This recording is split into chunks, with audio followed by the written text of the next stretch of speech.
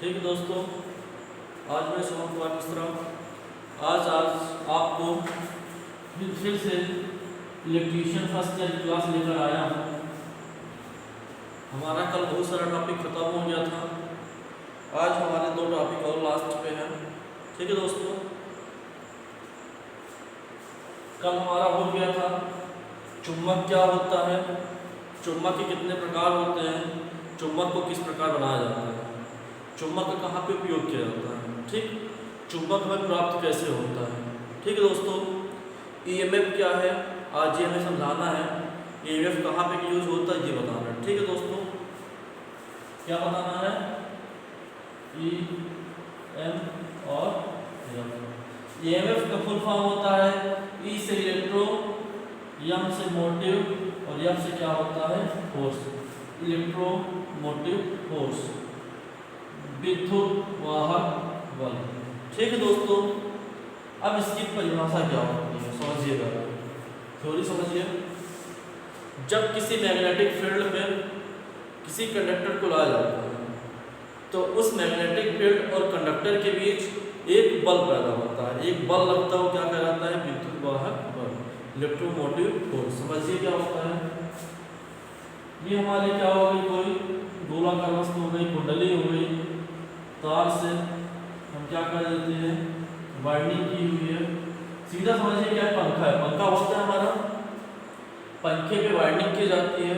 ठीक, इस पे हम धारा देते हैं, प्लस और माइनस। ठीक, धारा देते हैं, इसके बीच में क्या करें, कोई छड़ लाते हैं, कोई चालक पदार्थ लाते हैं, तो यह कुंडली क्या करती है, इस छड़ को अपनी ओर खींचती है, आकर्षित करती है। तो इस छड़ और इस कुंडली के मध्य जो बल लगता है वो क्या कहलाता है, विद्युत वाहक बल। ठीक है दोस्तों, अब इसका सूत्र होता है, सूत्र क्या होता है, E बराबर BI/V साइन थीटा। ठीक है दोस्तों, क्या होता है, BLV साइन थीटा बराबर BLV साइन थीटा। ठीक है दोस्तों, इतनी चीजें होती हैं। फिर हम आगे लेके चलते हैं, हेलिक्स का नियम क्या है। हेलिक्स का नियम क्या है, उपयोग कहाँ पे किया जाता है। ठीक है दोस्तों,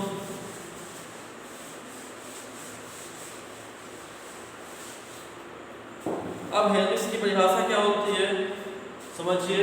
इस नियम के अनुसार यदि किसी सोलेनॉइड को दाएं हाथ की मुट्ठी में इस प्रकार पकड़े कि उंगली की दिशा सोलेनॉइड में प्रदर्शित धारा की दिशा को दर्शाए तो अंगूठा सोलेनॉइड के उत्तरी ध्रुव को प्रदर्शित करेगा। ठीक है दोस्तों, ये क्या हो गई, हेलिक्स का नियम हो जाता है। ठीक है, फिर होता है फैराडे का नियम। फैराडे ने 2 नियम दिया था।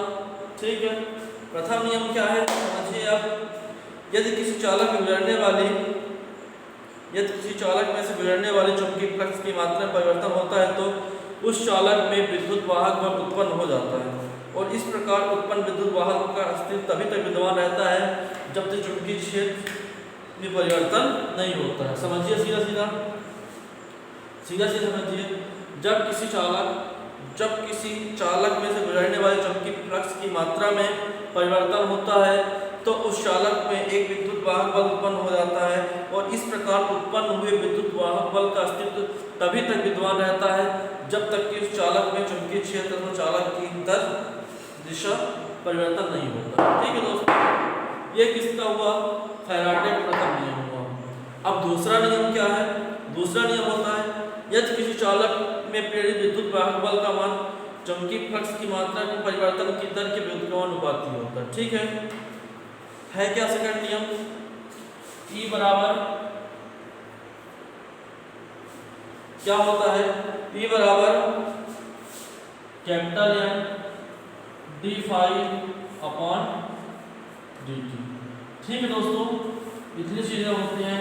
स्मॉल e बराबर कैपिटल N d∅/dt। ये क्या है, सेकंड नियम है। अब इस पे क्या है, E क्या है, ये हमारा क्या है, विद्युत वाहक बल है। ठीक है दोस्तों, यन क्या है हमारा, यन हमारा चालकों की संख्या है। dt क्या है, dt हमारा समय है। ठीक है दोस्तों, और d फाई क्या है, चुंबकीय फ्लक्स की मात्रा। ठीक है दोस्तों, इतनी चीजें हुई आपकी।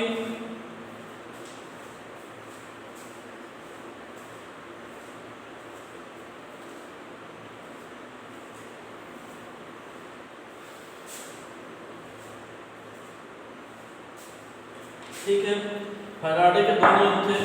पहला नियम भी बता दिया, सेकंड नियम बता दिया। हेलिक्स का नियम क्या होता है ये भी बता दिया। ईएमएफ क्या होता है, ईएमएफ की परिभाषा क्या होती है, उसका सूत्र क्या होता है, उसका फुल फॉर्म क्या है ये बता दिया। ठीक है दोस्तों, अब अगला चलते हैं लेंज का नियम। लेंज का नियम क्या है समझिए।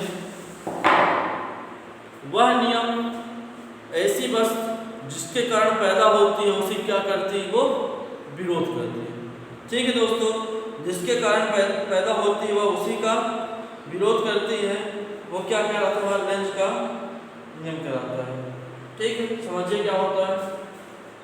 हमारा कोई क्या है, तार है, इस वायर है, वायर हमारा क्या धारा प्रवाहित हो रही है। ठीक है दोस्तों, इस पे धारा प्रवाहित हो रही है, धारा तो बह रही है, धारा भी बह रही है और यह क्या है, इसी का विरोध भी कर रही है।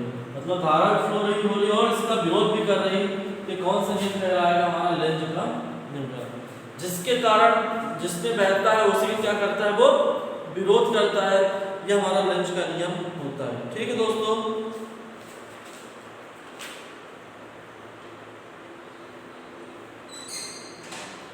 फिर होता है अगला है अन्योन्य प्रेरण। अन्योन्य प्रेरण क्या है, मतलब इंडक्टेंस क्या है ये समझ लीजिए, छोटा छोटा टॉपिक है। इंडक्टेंस क्या है समझिए। हमारे पास दो कुंडली है, ये प्राइमरी वाइंडिंग हो गई और ये क्या हो गई हमारी सेकेंडरी वाइंडिंग। दो वाइंडिंग हो गई। अगर हम प्राइमरी वाइंडिंग में धारा दे रहे हैं, इसका इफेक्ट किसके ऊपर पैदा हो, सेकेंडरी वाइंडिंग। ठीक है दोस्तों, अगर हम किसी प्लस की प्राइमरी वाइंडिंग में धारा देते हैं तो इसका इफेक्ट दूसरे साइड सेकेंडरी वाइंडिंग में पैदा हो, या अन्योन्य प्रेरण का सिद्धांत कहलाता है। ठीक दोस्तों, समझिए क्या है, ये हमारी दो वाइंडिंग है, सीधा सीधा दो वाइंडिंग है। अगर हम इस पे धारा दे रहे हैं तो इसका करंट कहाँ पैदा हो, इस वाले पे, इससे हम धारा बाहर ले सकें, वो क्या कहलाता है, हमारा अन्योन्य प्रेरण का सिद्धांत कहलाता है। ठीक है दोस्तों,